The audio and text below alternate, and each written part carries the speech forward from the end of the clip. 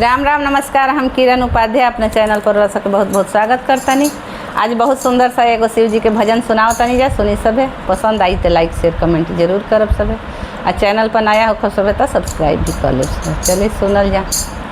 शिव जी बसाहा बैल पर चढ़ल आवेले, शिव जी बसाहा बैल पर चढ़ल ले, शिव जी हर हर बम बम बोलत आवेले, शिव जी हर हर बम बम बोलत।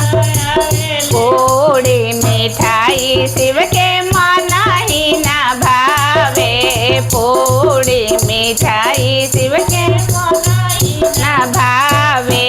भंगिया के गोला खोजत आवेले, भोला भंगिया के गोला खोजत आवेले, शिव जी बसाहा बैल पर चढ़ल आवेले, शिव जी हर हर बम बम बोलत ले, शिव जी हर हर बम बम बोलत।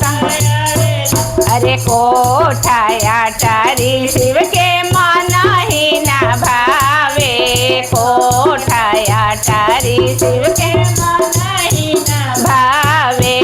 टूट ही मड़ैया खोजत आवेले, भोला टूट ही मड़ैया खोजत आवेले, शिव जी बसाहा बैल पर चढ़ल आवेले, शिव जी बसाहा बैल पर चढ़ल आवेले, शिव जी हर हर बम बम बोलत आवेले, शिव जी हर हर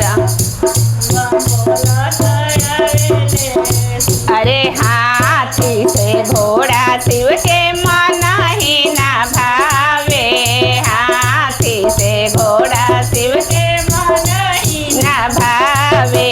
बसाहा बैलवा खोजत आवेले, भोला बसाहा बैलवा खोजत आवेले, शिव जी बसाहा बैल पर चढ़ल आवेले, शिव जी हर हर बम बम बोलत आवेले, शिव जी हर हर बम बम बोलत आवेले। अरे साला दो साला शिव के मन ही न भावे, साला दो साला शिव के मन ही न भावे।